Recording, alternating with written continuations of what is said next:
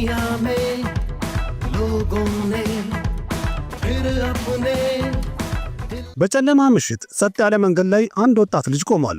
መልኩ ላይ እንደሚታየው ሺህ ህልሞችን ተሸክሟል። በኪሱ ላይ ግን 1500 ብር ነው ያለው። ይህ ልጅ እናትና አባቱን አሁን በቅርቡ ነው ከዚህ ዓለም በሞት የተለዩት። ምንም ያውቀው ሰው የለም፣ ድጋፍ የለውም፣ ወይም ሀብታም የሆነ ዘመድም የለው። በውስጡ ብቻ ያለው ህልም ግን ትልቅ ነገር መስራት ብቻ ነው። ታዲያ አሁን ማን ሊያስብ ይችላል? ይሄ ቀጠን ብሎ ደካማው ነው የሚታየው ልጅ አንድ ቀን የቦሊውዱ ንጉሥ ሻሩክ ካን እና የኤዥያም በጣም ትልቁና ሀብታሙ አክተር ሊሆን ይችላል ብሎ ማን ገምቶ ያውቃል? አዎ ዛሬ እንግዲህ እያወራን ያለነው ስለ ሻሩክ ካን ነው። ብዙዎቻችሁ እንግዲህ የምታውቁት ወይም ደግሞ የምትገምቱት ሻሩክ ካን ይህን ሁሉ ገንዘብ ፊልም በመስራት ያገኘው ይመስላችሁ ይሆናል። እንዲያም ይህ ስህተት ነው። ሻሩክ ካን ለፊልሞች እንዲያውም ክፍያ አይቀበልም ማለት ይቻላል። ዋናውን ትልቁ ጥያቄ ታዲያ ይህን ያህል ገንዘብ ከየት አመጣ የሚለው ነው። የእሱ መልስም የሆነው በቃ ቢዝነስ ነው። ሻሩክ ካን በጣም ጎበዝ አክተር ከመሆኑ በተጨማሪ ጂነስ የተባለ የቢዝነስ ሰው ነው። ጥሩ ጭንቅላት አለው ቢዝነስ ላይ። ቢሆንም ግን ከጀምሮ ይህን ያህል ሁሉም ነገር ጨርቅ በጨርቅ አልሆነለትም። በጣም ብዙ ችግሮችን አሳልፏል። ምክንያቱም መጀመሪያ ላይ ኢንቨስት ያደረገባቸው ብዙ ቢዝነሶች እንዳለ አክስረውት ነበር። የአይፒኤል የክሪኬት ቡድን ገዛ። 3 ዓመት ሙሉ ቡድኑ ሲሸነፍ ቆየ። ወደ ፊልም ፕሮዳክሽንም ፊቱን አዞረ። እዛም በሚሊዮን የሚቆጠር ብር ወደ ኪሳራን የገባበት። ግን ዛሬ ላይ ያ ሰው ራሱ የሚሊዮን ዶላሮች ባለቤት መሆን ችሏል። ስለዚህ በዛሬ ቪዲዮ እንግዲህ የምናወራው ተዋናይ የሆነው ወይም አክተሩ ሻሩክ ካን ሳይሆን ቢዝነስማን የሆነው በቢዝነስ ላይ በጣም ጥሩ ጥቅምና ስራን የሚያውቀው ሻሩክ ካን ስለሱ ነው የምናወራው። ምን አይነት ውድቀቶችና ኪሳራዎችን አሳለፈ? ምን አይነት ስራዎች ቢዝነስ ላይ ኢንቨስት አድርጎ ስራውን ሰርቷል? ከድክመቱና ከጥፋቱ ተምሮ ይህን ያህልስ እንዴት ሀብታም ሆነ የሚለውን ለማየት እንሞክራለን።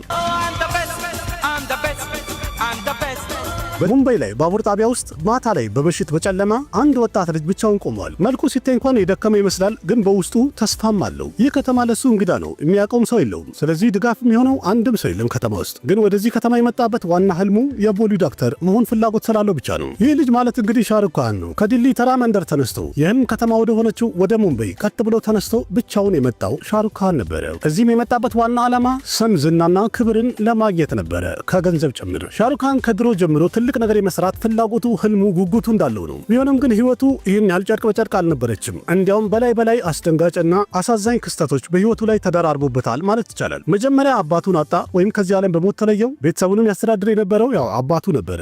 አባትም ካረፈ በኋላ የቤቱን የማስተዳደር ኃላፊነት ሙሉ ለሙሉ እናቱ ላይ አረፈ። እሷም ተስፋ አልቆረጠችም። ጠንከራ ነበር ቤቱ ውስጥ ታስተዳድር የነበረው። ምክንያቱም ወንድ ልጇ ትልቅ ነገር እንደሚሰራ ሙሉ እምነት ነበራት። በልጇ ላይ ትተማመን ነበር። ለዛውም በዓለም ላይ ከፍተኛ ስም የሚያገኝ ልጅ ነው ያለኝ ብላ በኩራት ትናገር ነበር። በሰዓቱ ሻሩክ ካን ተማሪ ያለ በትምህርቱ ጎበዝ የሚባል ተማሪ ነበረ። ግን የሱ ፍላጎቱ እንዳለ እየተሳበ የነበረው ወደ ቲያትር፣ ወደ ሲኒማ ነበር። ስለዚህ ኮሌጅ ውስጥም በነበረው የድራማ ክለብ ውስጥ በጣም ይሳተፍ ነበረ። በጊዜው ይሄ ሁሉ ነገር በስቴጅ ላይ ብቻ የሚያልቅ ነበር። እስከዚህ ሰዓት ድረስ ስለ ሲኒማ እንኳን ምንም አይነት ህልም ሐሳብ አልነበረው። ከድራማውና ከሲኒማው እንግዲህ የትኛውን መምረጥ እንዳለበት ገና እያሰበ በነበረበት ሰዓት ላይ ህይወት ሁለተኛውን እና አስጠሊታውን ክስተት እንደገና እንዲታደም አደረገችው።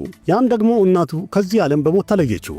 ምናልባት ይህ ክስተት ይሆናል ሻሩክ ካንን ሙሉ ለሙሉ እንዲቀየርና ሌላ ሰው እንዲሆን ያደረገው አንድ ክስተት ሊሆን ይችላል። እሱም ደግሞ በፈለገ ሁኔታ የእናቴን ህልም አሳካለው የሚል ሐሳብ በውስጡ አጸና። ስለዚህ ልብሱን ጠቀለለና ቦርሳውን አነሳ።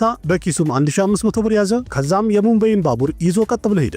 እንደሚታወቀው ደግሞ አዲስ ከተማ ውስጥ እንግዳ ሰው በሚገባ ሰዓት ላይ በጣም ከባድ ነው የሚሆነው ኑሮ። ሙምባይ እንደደረሰም ሻሩክ ካን የተረዳው ስም ለማግኘት ምን ያህል ችግሮችን ማለፍ እንዳለበት በደንብ ጠንቅቆ ታውቆት ነበር። በዛ ላይ ደግሞ የሚኖርበትን ቤት የለውም፣ ምንም አይነት ስራም የለውም። እነዚህን ሁሉ ነገሮች እንኳን የሚሰጠው ደግሞ አንድም የሚያውቀውም ዘመድም ቤተሰብም የለው። አንዳንድ የቀረባቸው ሰዎች ስለተባበሩትና ስለረዱት ጓደኞቹ ለትንሽ ቀን እንደምንም ብሎ ኖረዋል። ቢሆንም ግን በዛ መሃል ላይ ትግሉ በጣም በከፍተኛ ሁኔታ እየቀጠለ ነበር። የተለያዩ ቦታዎች ላይም እየዞረ እንዲመረጥ ኦዲሽን ማድረግ ጀመረ፣ ለፊልሞች ማለት ነው። በሚያሳዝን ሁኔታ እነዛ ሁሉ ኦዲሽኖች አንፈልግህም ብለው ሪጀክት ነበር ያደረጉት። እንዲያም አንዳንድ ጊዜ ሁሉ አስቤያለሁ ብሎ እንደተናገረው ከሆነ ወደ ድል ልመለስ ብያሰብኩበትም ሰዓት ነበር ብሏል። ግን ይህን ነገር ባሰብኩኝ ሰዓት ላይ የእናቴ ንግግር ሁል ጊዜ ትዝ ይለኝ ነበረ።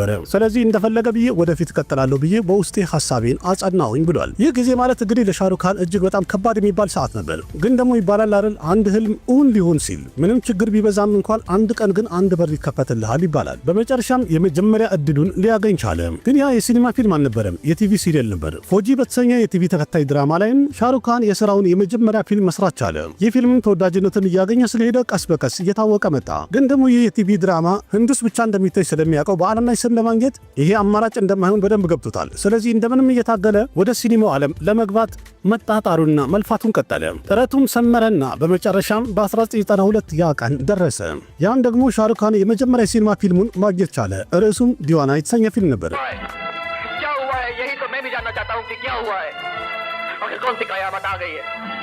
जब तुम्हारे साथ होता हूं तो अकेला रहने को जी करता है और जब अकेला होता तो तुम्हारी तरफ ፊልሙን ጣጣውን ጨርሶ ተሰርቶ ለሲኒማ እይታ እንደበቃም ተመልካቹ በጣም ወደደው። ፊልሙም ሱፐርሂት የሚል ታጋ አገኘ። በፊልሙ ላይም የሚችለውን ትወና እንግዲህ ተጣጥሮ ስለሰራ ሻሩክ ካን የተመልካቹን ቀልብ በትክክል ስቦ ነበር። ያም ደግሞ የተለያዩ ፊልም ዳይሬክተሮችና ፕሮዲውሰሮችን ትኩረቱን እንዲስብ ለማድረግ ቀላል መንገድ ሆኖ አግኝቶታል። ዲቫና የተሰኘው ፊልም በጣም ስኬታማ ከሆነ በኋላ በላይ ሻሩክ ካን የተለያዩ ፊልሞችን ማግኘት ቻለ። ከነዛ መሃልም ደርና ባዚገር የተሰኙ ፊልሞች ላይ ሻሩክ ካን ግሬ ሼድ ካራክተር ነው የተጫወተው፣ ወይም በእኩይ ተግባር ነበር የተጫወተው ፊልሙ ላይ። በዛ ሰዓት ላይ ለአንድ አክተር ይሄ በጣም ትልቅ ሪስክ ያለው ስራ ነበር። ምክንያቱም በጊዜው ይታሰብ የነበረው አንድ ጊዜ ፊልም ላይ ቪለን የሆነ ወይም በእኩይ ተግባር የተሳተፈ ሰው መቼም መሪ አክተር ወይም መሪ ተዋናይ ሊሆን አይችልም የሚል እሳቤ ነበር። ግን ሻሩክ ካን ከመጣ በኋላ ይሄን የቆየና ነባር አስተሳሰብ ሙሉ ለሙሉ የቀየረ አክተር መሆን ቻለ። ምክንያቱም በቀጣዩ በ1995 ለእይታ የበቃው ዲልዋሌ ዱልሃኒያ ለ ጃएंगे የተሰኘው ፊልም ላይ ሻሩክ ካን ድንቅ ትወናውን በማሳየት በመሪ ተዋናይነት የሥራ ህይወቱን አዲስ ከፍታ ላይ ሊሰቅለት ቻለ። ይህ ፊልም በገበያ ደረጃ ሱፐርሂት ሆኖ ብቻ አይደለም ያለፈው፣ አሁንም ድረስ በተመልካቹ በጣም የሚወደድ ካልት ክላሲክ የሚባል ፊልም ነው። ጊዜ የማይሽረው ድንቅ ፊልም ሊሆን ችሏል። በነገራችን ላይ ይህን ፊልም ማየት ከፈለጋችሁ አዲስ ቲቪ ላይ ገብታችሁ እንድታይ ጋብዛችኋለሁ። ፊልሙ በትርጉም ነው፣ ሙዚቃው በሰብታይትል ነው። በጣም ድንቅ ፊልም ነው። ያያችሁትም እንድትደግሙት፣ ያላያችሁት ደግሞ እንድታዩት ጋብዛችኋለሁ። ትርጉም በቃሲም መካር።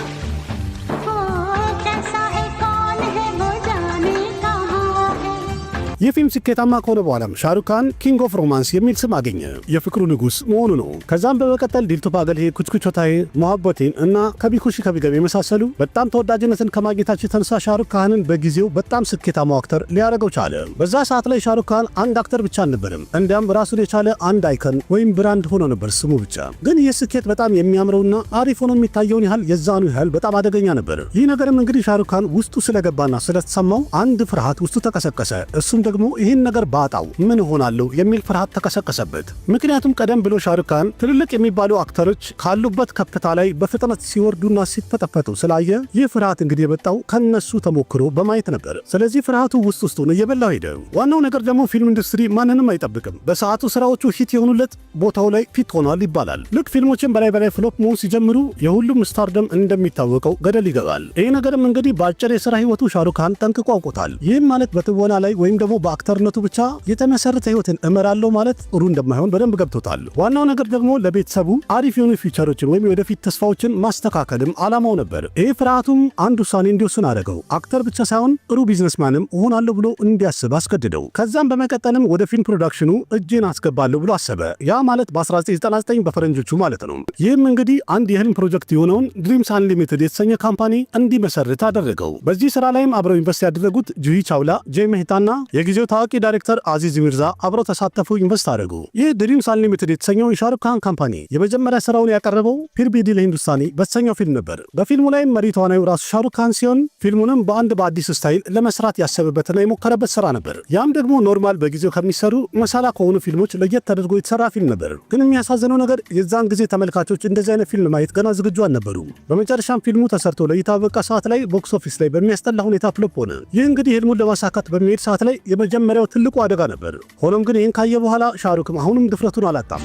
ना जाने मेरे दिल को क्या በዚሁ ካምፓኒ ወይም ድሪምስ አንሊሚትድ በተባለው ካምፓኒ ሌላ አንድ ፊልም እንሰራለን ብሎ ወሰነ። ያ ፊልምም አሾካ የተሰኘው ነው። ይህ አሾካ የተሰኘው ፊልም እንግዲህ በዛ ሰዓት ላይ በተሰራ ሰዓት ላይ ከፍተኛ በጀት የወጣበት ወይም ብዙ ወጪ የወጣበት የመጀመሪያው ትልቅ ፊልም ነበር። በጣም ትልልቅ ስታንቶች ነበሩት፣ አክሽን ስታንቶች፣ እንዲሁም የተለያዩ ቪዥዋል ኢፌክቶችንም ተጠቅመው የሰሩት ፊልም ነበር። እንደሚታወቀው በፊልሙ ላይ ሻሩክ ካን የድሮውን ቆየት ያለውን ታዋቂውን የህንድ ንጉስ ሰምራት አሾክን ሆኖ ነበር የተወነው። እንደተናገረው ከሆነ በሰዓቱ እንግዲህ እስካሁን እስከሰራቸው ፊልሞች ለኔ በጣም ቻሌንጂንግ ሮል ነው ብሏል። ግን የሚያሳዝነው ነገር ይሄም ፊልም ያጋጠመው ዕጣ ፈንታ እስካሁን ደስ ሲሆን እንደነበረው ነው። ፊልሙ ጣጣውን ጨርሶ ለእይታ እንደበቃም ፍሎፕ ሆነ። ሁለተኛ ጊዜ ፊልሙ ፍሎፕ ሲሆን ድሪምስ አንሊሚትድ የተሰኘው ካምፓኒ ሁለተኛ ሌላ ትልቅ ክስተትን አደጋን አስተናገደ።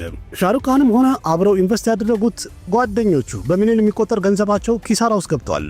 ግን እንደዛ ቢሆንም አንድ ድልማ መሞከር አለብን ብሎ ማሰብ ጀመረ። በአሁኑ የሰራው ቸልቲ የተሰኘ ፊልም ነበር። ፊልሙ በእርግጥ ፍሎፕ ባይሆንም ሂት ሆኗል። ግን ያን ያህል የተለየ ገንዘብ ሊሰራ አልቻለም። ያም ደግሞ ያለፉት ሁለት ፊልሞች ያከሰሩትን ያህል ገንዘብ በዚህ ፊልም ሊያጣጣው አልቻለም፣ ኪሳራውም ማለት ነው። አሁን እንግዲህ ይሄ ፕሮዳክሽን ካምፓኒ ወደ ዕዳ እየገባ ነው ያለው ወይም ኪሳራ ላይ እያስተናገደ ስለሆነ ፓርትነሮቹ ወይም የሥራ አጋዞቹ ኢንቨስተሮቹ ጁሂ ቻውላና ጄ ሜህታ በዚህ ስራ ወደፊት መቀጠል አንችልም ብለው አሉት። ይህ ክስተት ደግሞ እንግዲህ ሻሩክ ካን እስካሁን ካስተናገደው የበለጠ አስጨናቂና አስደንጋጭ ክስተት ነበር። ሆኖም ቢሆንም ግን በዚህ ሰዓት ላይ ከጥፋቱ ብዙ ነገር የተማረው ቢዝነስ ላይ ኪሳራ እያጋጠመ ካለ በፕላንና በእቅድ ወደፊት መቀጠል እንዳለበት በደንብ የተማረበት ክስተት ሆኗል። በደንብ ጥናት ካደረገ በኋላም ድሪምስ አንሊሚትድ ላይ ያለው ዋና ትልቁ ችግር ትክክለኛ ቲም ባለመምረጡ ወይም የሰራተኞቹ ክፍተት እንደሆነ በደንብ ተረዳ። ከዛ ሌላ ደግሞ የፊልም ፕሮሞሽን ላይ ብዙ ትኩረት እንዳልተደረገም አንድ ጥፋት ሆኖ አገኘው። ስለዚህ እነዚህ ጥፋቶችን ድጋሚ መድገም የለብኝም ብሎ ያሰበ ሲሆን ከዛ በተጨማሪ ደግሞ ይህን ካምፓኒ በአዲስ መልክና እንደ አዲስ በአዲስ ስም ወደፊት ይዞት መቀጠል እንዳለበትም ተረዳ።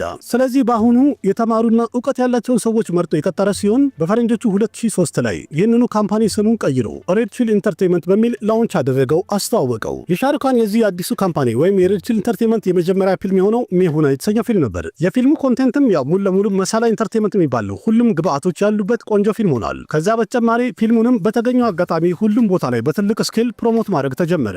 የፊልሙ አክሽን፣ ኮሜዲ፣ ድራማውም ሙዚቃውም ጭምር በጣም ምርጥ አድርገው ነበር የሰሩት። የዚህ ሁሉ ጥረት ውጤት እንግዲህ በመጨረሻም ፊልሙ ለእይታ በቃ ሰዓት ላይ በአንድ ጊዜ ሱፐርሂት መሆኑን ያረጋገጠ ምርጥ ፊልም ሆነ። ይህ ፊልም ስኬታማ ከሆነ በኋላ ሬድ ቺሊ ኢንተርቴይንመንት የተሰኘው ካምፓኒ በፊልም ኢንዱስትሪ ውስጥ አንድ ለየት ያለና ጥሩ ቦታን ማግኘት ቻለ። ቢሆንም ግን አንዱ በገጠመ ከሆነ ሁለተኛው ትክክለኛ ፈተና ነው ይባላል አይደለ? ስለዚህ ይህ ካምፓኒም ሁለተኛውና ወሳኙ ፈተና ይቀረው ነበር። በሁለተኛው ዙርም ገንዘቡን በደንብ ኢንቨስት አድርጎ አሪፍ ታሪክ መረጠና ኦም ሻንቲዮም በሚል ርዕስ በዚሁ ካምፓኒ ሁለተኛ ፊልሙን ለእይታ በቃ። ዋናው ነገር ኦም ሻንቲዮም ማለት በ2007 እስከዛ ድረስ ከተሰሩ የቦሊውድ ፊልሞች መሃል በጣም ውድ የሚባለው ወይም ብዙ ወጪ የወጣበት ፊልም ነበረ። ፊልሙ ለእይታ በቃ ሰዓት ላይ ልክ እንደተጠበቀውና ተስፋ እንደተደረገበትም ቦክስ ኦፊስ ላይ አወጣው። በጣም ምርጥ ገንዘብ አስገባ፣ በጣም ተርፋማ ሆነ። ለፊልሙ የወጣው በጀት 40 ከሮር ሲሆን ፊልሙን ቦክስ ኦፊስ ላይ ላይፍ ታይሙን ጨርሶ በወረደ ሰዓት ላይ 150 ከሮር በማስገባት ድንቅ ገንዘብ መሰብሰብ ቻለ። በዛ ሰዓትም ከፍተኛ ገንዘብ ያስገባ በሻሩካን የሥራ ህይወቱ ላይ ማለት ነው ኦም ሻንቲዮም አንደኛ ደረጃ ላይ የሚቀመጥ ምርጥ ፊልም ሆኖ ነበረ።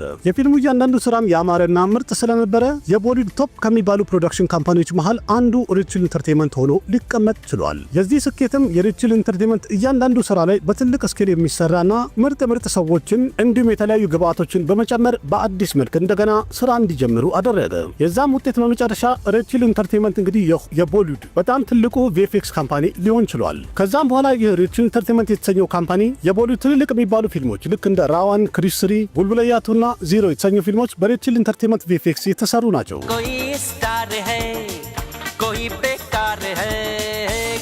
ቢሆንም ግን እንደሚታወቀው ሁሉም ታሪክ ላይ እንደሚሆነው አሁንም አንዳንድ ችግሮች አጋጥሟል። የሬድ ቺሊ ኢንተርቴይንመንት አንዳንድ ፊልሞች በጣም ምርጥ ገንዘብ የሰበሰቡ ሲሆን አንዳንድ ፊልሞችም ደግሞ አክስረውታል። ከነዛ መሃል በመጀመሪያ የሚጠቀሰው ራዋን የተሰኘው ፊልም ነው። ይህ ፊልም እንግዲህ በሰዓቱ በጣም ከፍተኛ ገንዘብ የወጣበት ፊልም ነበረ።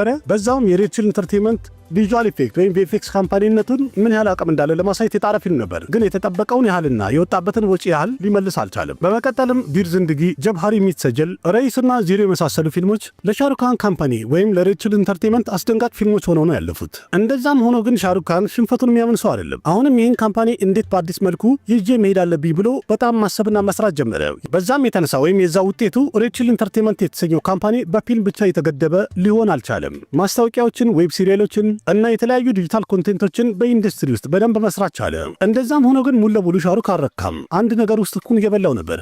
እሱም ደግሞ የፊልም ፕሮዳክሽን ቢዝነስ በጣም አደጋ እንዳለው እየታየው ነበር። ፊልም ሂትም ይሆናል ፍሎፕም ይሆናል። አንድ ስኬታማ ወይም ሂት የሆነ ፊልም በሚሊዮን ገንዘብ ያመጣል። ሌላኛው አንድ ፊልም ደግሞ ፍሎፕ ሲሆን ሲከሰር ደግሞ ያንኑ ሚሊዮን ይዞት ገደል ይገባል። አሁንም በድጋሚ ሻሩክ የታየውና የተሰማው ነገር የቢዝነስ ሞዴሌ በፊልም ላይ ብቻ ከሆነ አሁንም አደጋ ውስጥ ነው ያለሁት ብሎ ተሰማው። ከዛም የተለያዩ አማካሪዎችን ካማከረና ከቀጠረ በኋላ አንድ ኮንሰፕት ፊት ለፊቱ ሊያስቀምጡለት ችለዋል። ያም ደግሞ ፊት ለፊት በደንብ ግልጥ ብሎ የታያቸው አይፒኤል የተሰኘው ነው። በሰዓቱ በፈረንጆቹ አቆጣጠር 2008 ላይ ነበር። በዛ ዓመት እንደሚታወቀው ህንድ ውስጥ አይፒኤል የተሰኘ የክሪኬት ቡድኖችን የሚያጫውቱበት አንድ ፕሮግራም እየተከፈተ ነበር። ይህ በአሁኑ አይፒኤል ብለው የከፈቱት ወይም የጀመሩት የክሪኬት ጨዋታ ቀደም ብሎ ከነበሩት በጣም ለየት ያለና ትልቅ ፕሮግራም ነበረ። ይህ ነገር እንደሚጀመር ከተገለጸ በኋላ በጣም ትልልቅ ቢዝነስማኖችና የቦሊውድ አክተሮችም በዚህ ጉዳይ ላይ ፍላጎት እንዳላቸው ማሳየት ጀመሩ። በመቀጠልም ይህን ድል ሲጠብቅ ስለነበረ ሻሩካን ከጁሂ ቻውላና ከጄ ሜህታ ጋር አንድ ላይ በመሆን በሬድ ቺሊ ኢንተርቴይንመንት ስር የሚሆን አንድ አይፒኤል ቡድን መግዛት ቻለ። እሱም ኮልካታ ናይት ራይደር የተሰኘው ነው።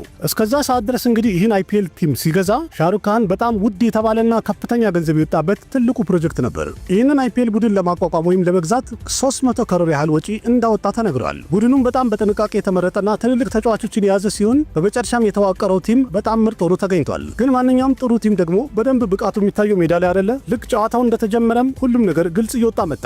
የተፈጠረውም የመጀመሪያ 3 ዓመት 2008፣ 2009 እና 2010 በፈረንጆቹ ሶስቱም ሲዝን ላይ ቲሙ በጥሩ ብቃት ሊገኝ አልቻለም። እያንዳንዱ ሲዝን ላይ የሽንፈት ገፈት ቀማሽ መሆን ቻለ ቡድኑ። እንዲያውም ቡድኑ ዋንጫ ጋር መድረስ አይደለም በላይ በመሸነፍ ጭራሽ ከኋላ ተገኘና አረፈው። ቡድኑ ሙሉ ለሙሉ ጉልበት እያጣ አቅም እያጣ ሄደ። ከዛም ኬአርኬ ኮልካታ ናይት ራይደር የተባለው ቡድን አንድ መቀለጃና መሳቂያ ሆነ፣ በሽንፈት ብቻ ማለት ነው። ሌላው ቀርቶ የሻሩክ ባለቤቱም እንኳን ይህንን ቡድን መሸጥ እንዳለበት ሁሉ መምከር ደርሳለች። ወይም ይቅርብህ የማይረባ ነው ሽጣው ብለው ነበር። ግን ያው ሻሩክ ካን ሽንፈቱን አያምንም አይደለ? ድክመቱን ወደ ውጤት የመቀየር ትልቅ ብቃት እንዳለው ይመሰከርለታል። በ2011ም ህንድ ውስጥ በጣም ታዋቂ ተጫዋች የነበረው ጎተም ገምቢር የተባለውን ተጫዋች ገዛ።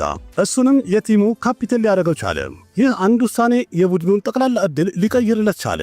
በ2011ም የህንድ አይፒኤል ቡድኖች ኢንተርናሽናል ሌቭል ጌም የሚያደርጉትን ይፋ አደረገ። ኬኬአርኬም ከነዛ መሃል 4ኛ ደረጃ ላይ ሊቀመጥ ቻለ።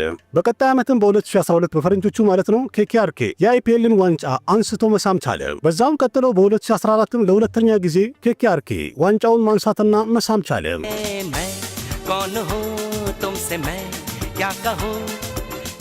ይህ በላይ የተከሰተ ወይም የተገኘ የልፋት ውጤት ኬኬአርኬን በዓለም አቀፍ ደረጃ በክሪኬቱ ዓለም ላይ በጣም ዝነኛና ታዋቂ ቡድን አደረገው። ከዚህ ስኬት በኋላ ስፖንሰሮች በሰልፍ መምጣት ጀመሩ። የቡድኑም ብራንድና ቫልዩ በከፍተኛ ሁኔታ እያደገ ሄደ። በዚህ የተነሳ ቡድኑ በየዓመቱ በሚሊዮን የሚያገኝ ትልቅ ቡድን ሊሆን ቻለ። ግን በዛ መሃል በኬኬአርኬ የተነሳ ሻሩክ ካንም በጣም ትልቅ ግርግር ውስጥ ወይም ችግር ውስጥ ገብቶ ነበር። እንደሚታወቀው በ2012 በነበረ ጌም ላይ ዋንኬዴ የተባለው ስቴዲየም ውስጥ ሻሩክ ካን ከጋርዶች ጋር ተጣልቶ ነበር። በዛም የተነሳ የህንድ አይፒኤል ቡድኖች በፈጠሩት ክስ ወይም ባቀረቡት ክስ የተነሳ ሻሩክ ካን ከስቴዲየሙ ለ5 ዓመት ታገደ፣ እንዳይገባ ተከለከለ። ይህ ለሻሩክ በጣም አስደንጋጭና ያልጠበቀው ክስተት ነበር። ግን ደግሞ ከእያንዳንዱ ክስተት በኋላ በድጋሚ ማጥቃትና መራመድ የሚችለው ሻሩክ ካን በዚህ ሰዓት ወይም ይህ ክስተት ከተፈጠረ በኋላ በዓለም አቀፍ ደረጃ ያሉ የተለያዩ አይፒኤል ቡድኖች ላይ ገንዘቡን ኢንቨስት ማድረግ ጀመረ። በመጀመሪያ ያደረገው በ2015 በፈረንጆቹ ካናዳ ውስጥ በሚደረገው ካሪቢያን ፋይናል ሊግ በተሰኘው የክሪኬት ጨዋታ ላይ የሚወዳደር አንድ አይፒኤል ቡድን መግዛት ቻለ። እሱንም ስሙን ትሪምባጎ ናይት ራይደር ብሎ ሰየመው። እሱም በካናዳ ውስጥ እንግዲህ በጣም ትልቅ ድል የቀናውና ምርጥ የክሪኬት ቡድን ሊሆንለት ቻለ። በመቀጠልም 2020 ላይ አንድ ኢቨንት ይዘጋጃል። እዛ ኢቨንት ላይም አንድ የሴቶች የክሪኬት ቡድን እንደሚሸጥ ስላወቀ አይፒኤል ቡድን ያንኑ የሴቶች ቡድን ገዛና ቶባኮ ናይት ራይደር ብሎ ሰየመው። በቀጣይም በ2022 የመጀመሪያ ቶርናመንታቸውን በማሸነፍ ዋንጫ ማሸነፍ ችለዋል ወይም ዋንጫ አንስተዋል። በ2023ም ቢሆን ወደ ሚድል ኢስት ጉዞውን በማድረግ አቡዳቢ ናይት ራይደርን መግዛት ቻለ ወይንም አንድ ክሪኬት ቡድን አይፒኤል ቡድን ማቋቋም ቻለ። በዛው ዓመትም ዩኤኢ ላይ በተደረገ ኢንተርናሽናል ውድድር ዋንጫ ማንሳት የቻለ ወይም ማሸነፍ የቻለ አንድ ምርጥ ቡድን ሊሆንለት ቻለ። በዚህም አላበቃም። በዛው ዓመት በ2023 በፈረንጆቹ አሜሪካ ውስጥ በሚደረገው ሜጀር ሊግ ክሪኬት በተሰኘው ፕሮግራም ላይ እዛም የራሱን አንድ ቡድን አቋቋመና ሊገባ ቻለ። በእርግጥ አሜሪካ ውስጥ ይህ ሜጀር ሊግ ክሪኬት የተሰኘው ፕሮግራም አሜሪካ ውስጥም ክሪኬት ወዳጅ ካለ መጫወት እንዲችል እና ለማስተዋወቅ የተደረገ አንድ ትልቅ ዝግጅት ነበር። በዛ ዝግጅት ላይም ወይም በዛ ጨዋታ ላይም በዓለማችን ላይ ያሉ ትልልቅ የሚባሉ ክሪኬት ተጫዋቾች ተገኝተው ነበር ወይም ትልቅ ቡድኖች። ሻሩክም በዚህ ወደ ኋላ አላለም። ሎስ አንጀለስ ናይት ራይደር የሚል አንድ ቡድን አቋቁሞ ስለነበረ ቡድኑን ይዞ ከቻለ። ልክ እንደዚህ ያደረገ እንግዲህ ሻሩክ ካን የአይፒኤል ወይም የክሪኬት ቡድን አንድ ኮልካታ ናይት ራይደር ብቻ ሳይሆን 4 ስኬታማና ትርፋማ ያደረጉት ምርጥ የክሪኬት ቡድኖች አሉት። እነዚህ ደግሞ ዛሬ ላይ በዓለም አቀፍ ደረጃ ራሳቸውን የቻሉ አንድ ብራንዶች ሆነዋል። ዛሬ ላይ እነዚህ ሁሉ ቡድኖች አንድ ላይ ሲደመሩ 1.1 ቢሊዮን ዶላር አካባቢ የሚያወጡ ሲሆን 9150 ከሮር አካባቢ በህንድ ሆነ ማለት ነው። በአጠቃላይ እንግዲህ እነዚህ የአይፒኤል ቡድኖች ዛሬ ላይ ሻሩክ ካንን አንድ ሱፐርስታር ብቻ ሳይሆን አንድ እጅግ በጣም አዋቂና ጂኒየስ የሆነ ቢዝነስማን ነው አስብለውታል። ከዛ ሌላ ግን በጣም ብዙ ያልተወራውና የማይታወቀው ሻሩክ ካን በፊልምና በክሪኬት ቡድኖች ብቻ ሳይሆን በመሬት ሽያጭም በጣም ምርጥ ጥቅም እንደሚያገኝ ይነገራል። እነሱም ደግሞ በዓለማችን ላይ ትልልቅ የሚባሉ ከተሞች ላይ ሻሩክ ካን ትልልቅ ፕሮፐርቲዎች ያሉት ሲሆን ዋጋቸውም በየዓመቱ እየጨመረና እያደገ መሄዱ ናቸው። እንደሚታወቀው ሙምባይ ውስጥ ያለውን እንኳን መነትን ብናይ ይሄ አንድ ቤት ብቻ ሳይሆን ዛሬ ላይ የሻሩክ ካን አንድ መለያው መታወቂያ ሆኗል። ዛሬ ላይ የዚህ ቤት ዋጋ ከ200 ከሮር በላይ እንደሆነ እየተነገረ ነው ያለው። እንደሚታወቀው ይህ ቤት 2001 ላይ ሁሉ ነገሩን ቀይረው አሳምረው እንደሰሩት ተነግሯል። በዛ ሰዓት ላይ ቤቱ ውበቱ ሳይጨመርና ሳይስተካከል ዋጋው የነበረው 13 ከሮር አካባቢ ነበር። በእርግጥ በዛ ሰዓት ላይ በጣም ብዙ የሚባል ገንዘብ ነበር። ዛሬ ላይ እንግዲህ ያ መነት ማለት የሻሩክ ካን ቤት ነው፣ በስሙ ነው። ስለዚህ በየጊዜው እያደገ ቢሄድም የሱ የራሱ ነው። ከዛ ሌላም ደግሞ ፓል ጁሜራ ዱባይ ውስጥ ሌላ አንድ በጣም የተንጣለለ ቪላ ያለው ሲሆን ስሙንም ጀነት ብሎታል። ይህን ቤት እንደሚታወቀው የዱባዩ ታዋቂው ሪል ስቴት ሻጭ የሆነው ወይም ዲቨሎፐር የሆነው ኒኪል ነበረ ለሻሩክ ካን በስጦታ የሰጠው። ዛሬ ላይ እንግዲህ የዚህ ቪላ ዋጋው ከ100 ከሮር በላይ እንደሆነ እየተነገረ ነው ያለው። ልክ እንደዛ ለንደን ውስጥም ፓርክ ሌክ የሚባል አካባቢ ላይ በጣም የሚያምርና ትልቅ አፓርትመንት ያለው ሲሆን ያም ደግሞ ዛሬ ላይ ዋጋው 183 ከሮርና ከዛ በላይ ተብሎ ይገመታል። ልክ እንደዚህ የዓለማችን የተለያዩ ትልልቅ ከተማዎች ላይ ሻሩክ ካን የተለያዩ ፕሮፐርቲዎችን ኦን ያደርጋል ወይም የራሱ አድርጓል። ስለዚህ ዛሬ ላይ እንግዲህ ሻሩክ ካን ያሉት እነዚህ ንብረቶች በአጠቃላይ ሲገመቱ ወይም ሲተመኑ ከ1000 ከሮር በላይ እንደሆነ ይነገራል። ማለትም አንድ ፊልም ሂት ሆነ ፍሎፕ ሆነ፣ የክሪኬት ቡድን አሸነፈም ተሸነፈም፣ ግን የቤትና የመሬት ዋጋ ሁል ጊዜ ወደ ላይ ከፍ ማለቱ የታወቀ ነው። የተለያዩ ሪል ስቴት ስራዎች ላይም በጣም ጥሩ ገንዘብ ኢንቨስት እንደሚያደርግም ይነገርለታል። ያም ማለት እንግዲህ ገንዘብ ኖሮት ትክክለኛ ቦታ ላይ ኢንቨስት ከተደረገ ሰው ሳይለፋ ሳይደክም ገንዘብ ራሱን ሌላ ገንዘብ እየወለደ እያደገ ይሄዳል ማለት ነው። ከጅምሩም በጣም ብዙ ነገሮችን ስለተማረ ከህይወቱ ወደፊት አዋጪ ሊሆን የሚችል እያንዳንዱ ቢዝነስ ላይ ሻሩክ ካን ኢንቨስት አድርጓል። ከዛ በተጨማሪም ሻሩክ ካን ቴክኖሎጂና የጤና ጉዳይ ላይና የትምህርት ጉዳዮች ላይም ኢንቨስት አድርጓል ገንዘቡን። በእርግጥ ከነዚህ መሃል የተወሰኑት ኢንቨስትመንቶች ስኬታማ ሲሆኑ የተወሰኑት ደግሞ ኪሳራ ውስጥ ገብተዋል። ከነዛ መሃል አንዱ ተጠቃሹ ናሚዮ ኤንድ ማርኬቲንግ የተባለው ነው። ይህ ናሚዮ ማለት በጤና ጉዳይ ላይ የሚያማክር ወይም ምክር የሚሰጥ አንድ የሞባይል አፕሊኬሽን ሲሆን ይህ አፕሊኬሽን በአመጋገብ ዙሪያ ላይ የተለያየ ዳይት ለማድረግ የሚጠቅምና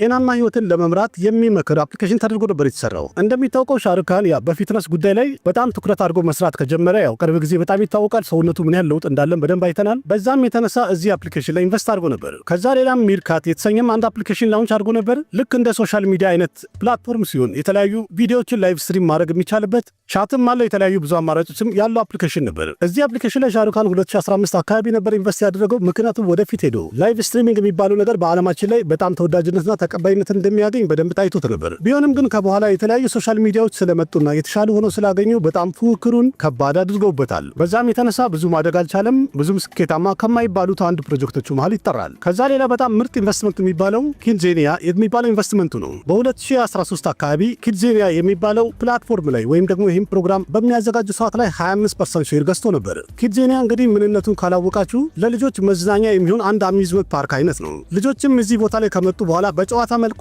የተለያዩ ነገሮችን በደንብ በአይናቸው የሚያዩበት ራሳቸው የሚያደርጉበትና የሚዳስሱበት የተለያዩ ክስተቶች ያሉበት ፕሮግራም ነው። ምክንያቱም ልጆቹ እዚህ ቦታ ላይ ከገቡ በኋላ ዶክተር፣ ኢንጂነር፣ ሳይንቲስት፣ ጋዜጠኛ እና ፓይለት የመሳሰሉ የተለያዩ ተግባራትን እየተገበሩ ራሳቸውን እንደዛ የሆኑ የሚመስላቸው ወይም እንደዛ አክት የሚያደርጉበትና የሚተገብሩበት ምርጥ ቦታ ነው። ያም እንግዲህ እዚህ ቦታ ላይ ለሚመጡ ልጆች ሪል ላይፍ ኤክስፐሪመንት ይሰጣቸዋል ማለት ነው። ስለዚህ በየአመቱም በመቶ ሺህ የሚቆጠሩ ልጆች እየመጡ እዚህ ቦታ ላይ ወይም ኪድዜኒያ ላይ ኢንጆይ ያደርጋሉ፣ ይዝናናሉ። ያም ደግሞ ይህንን ፕሮጀክት በየአመቱ በጣም ትርፋማ የሆነ ፕሮጀክት አድርጎታል። ከዛ በተጨማሪ በትወና ባለበት ዘርፍ በፊልሙም ምርጥ ገንዘብ የሚያገኝበት ለየት ያለ መንገድ ፈጥሯል። እሱም ደግሞ ለፊልሞች ገንዘብ መቀበልን አቆመ። ያም ማለት ደግሞ ፊልሙ ትርፋማ ከሆነ በኋላ ጥቅም መካፈል በሚለው አዲስ መንገድ ራሱ መምራት ቻለ። እንደሚታወቀው ቦሊውድ ውስጥ ብዙዎች አክተሮች ይህን ያህል ገንዘብ ለአንድ ፊልም እንቀበላለን ብለው ዋጋ ተምነዋል። ያም ደግሞ ምን ያደርገዋል? ፊልሙ ሂትም ሆነ ፍሎፕ እነሱ ግን ዋጋቸውን ወይም የተመኑትን ዋጋ ያገኛሉ። ግን ደግሞ ፊልሙ በጣም ስኬታማ ቢሆን እና ብላክባስተር ቢሆን ከፍተኛ ገንዘብ ቢሰበስብ የተዋናዩ ዋጋ ያን ያህል ነው የሚሆነው፣ የተመነውን ያህል። ያም ደግሞ ኮንትራት ላይ ስለተጻፈ መቀየር አይቻልም። ይህን ነገርም ሻሩክ ካን ሙሉ ለሙሉ ለመቀየር ወስኖ ቅድሚያ ገንዘብ መቀበልን አቆመና ጥቅም ተካፋይ ሆኖ አንድ ብሎ ጀመረ። ከነዛ መሃል በጣም ትልቁ ምሳሌ ፐታን ነው። እዚህ ፊልም ላይ በመተወኑና ጥቅም ተካፋይ በመሆኑ ብቻ 200 ከሮር ያህል እንደደረሰው ተነግሯል። ይህንኑ ፓተርን ደግሞ ጀዋንና ደንኪ ላይም ተግብሮታል። ከዛም በተጨማሪ ሻሩክ ካን ላይ የቦሊውድ በጣም ውዱ ብራንድ አምባሳደር ይባላል። ዛሬ ላይ ሻሩክ በእጁ ያሉ 40 የካምፓኒዎች ብራንድ ሲኖረው ወይም የ40 ካምፓኒዎች ብራንድ አምባሳደር ሲሆን ከእያንዳንዳቸውም ደግሞ ከ10 እስከ 30 ከሮር ይቀበላል። ልክ በዚህ መልኩ እንግዲህ ሻሩክ ካን በትወናና በፊልም ላይ የተመሰረተ ወይም አንድ ነገር ላይ ብቻ የጸና ሳይሆን በተለያየ መልኩ በመሄድ 7300 ከሮር የሚያክል መጠን ያለው ቢዝነስ ኢምፓየር ዛሬ ፊት ለፊታችን አቁሟል። በዶላር ማለት እንግዲህ 876.5 ሚሊዮን ዶላር ባለቤት መሆን ችሏል ማለት ነው። እያንዳንዱ ኢንቨስትመንቱ ደግሞ በየዓመቱ እያደገ እየጨመረ ያለበት ሁኔታ ነው ያለው።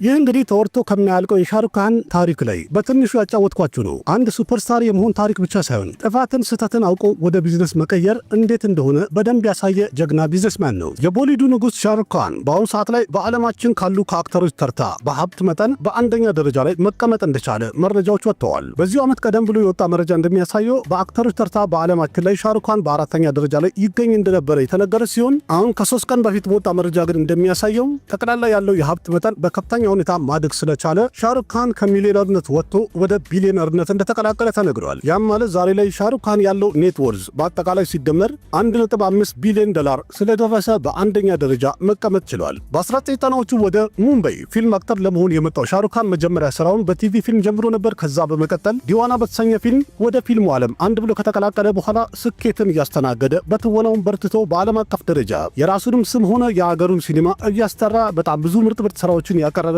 ድንቅ አክተር ነው። ከትወናውና ከፊልም ስራው በተጨማሪ ደግሞ ጎን ለጎን በፈረንጆቹ ሚሊኒየም አጥቢያ በ1999 በመሰረተው ድሪምስ አንሊሚትድ በተሰኘው ካምፓኒና ከዛ በመቀጠልም ሪችል ኢንተርቴይንመንት አድርጎ የቀየረው ይህ ካምፓኒ በተጨማሪም ደግሞ የተለያዩ በዓለም አቀፍ ደረጃ የክሪኬት ቡድኖችን ከገዛ በኋላ የሀብት መጠኑ በከፍተኛ ሁኔታ እያደገ መሄድ ችሏል። ያለውን ስምና ዝናን በመጠቀም የተለያዩ ማስታወቂያዎችን ስለሚሰራ በእነሱም ጠቀም ያለ ገንዘብ ማግኘት ችሏል። በንግድና በኢንቨስትመንት በኩል በጣም ጎበዝ እንደሆነ የሚነገርለት ሻሩክ ካን ዛሬ ላይ የሀብት መጠኑ በከፍተኛ ሁኔታ በማደጉ በዓለማችን በአንደኛ ደረጃ ሊቀመጥ ችሏል። በ2025 በዚህ ዓመት በጣም አስደናቂ የሚያደርገው ናሽናል አዋርድና ፐድማሽሪ አዋርዶችንም በመሸለም የበለጠ ትልቅ ክብር የተሰጠው ድንቅ አክተር ሲሆን አሁን ደግሞ በሀብት መጠን በአንደኛ ደረጃ ላይ በመቀመጥ ሌላ ታሪክን እየሰራ ያለበት ሁኔታ ነው ያለው። እንደሚታወቀው ፐታንና ጀባንን ለእይታ ካበቃ በኋላ እንዲሁም ደንኪን 2023 ላይ ነበር ለእይታ የበቁ ሶስቱም ፊልሞች። ከዛ በኋላ ለ2 ዓመታት ፊልም አልሰራም እና ፊልም ሳይሰራ ይህን ያህል የሀብት መጠን እንዴት ሊያድግ ቻለ? እንዴት ጨመረ ካላችሁ ደግሞ ጠቅላላ የሀብት መጠኑ እንዴት ሊያድግ እንደቻለ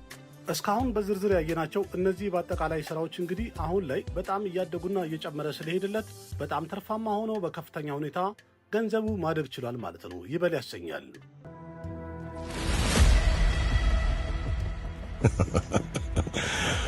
አንድ በጣም የቆየ አባባል አለ። ከሁሉም በላይ ከፍ ማለት ከፈለክ በጣም ብዙ ልፋት ይጠብቅሃል ይባላል።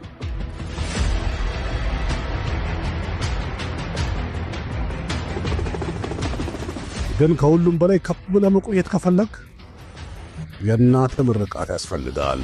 ስለዚህ ሁላችንም ይህን ነገር ስንሰማ አንድ ነገር እንማርበታለን ብዬ ነው ያቀረብኩት። ልክ እንደዚህ የተለያዩ አክተሮች ሳይድ ቢዝነሳቸውን እንዴት አድርገው ይዘው እንደመጡና ስኬታማ እንደሆኑ ማወቅ የምትፈልጉና ትምህርት ይሰጠናል ብላችሁ ካመናችሁ ቪዲዮን ላይክ አድርጉ። ያላችሁን ሀሳብ አስተያየት ኮሜንት ላይ ጻፉ። ይህንን ከዝነኞች ዓለም የሚለውን ፕሮግራም ደገፍ አድርጉኝ። ለጓደኞቻችሁም ሼር አድርጉ። ለቤቱ አዲስ ሆናችሁ ሰብስክራይብ አድርጉ። ብዙ ነገር እንማርበታለን፣ ብዙ ነገር እናውቅበታለን። ለማንኛውም አቅራቢያችሁ ቃሲም መካ ነበርኩኝ። በሌላ ቪዲዮ በድጋሚ እስከምንገናኝ ደህና ሁኑ። ባባይ።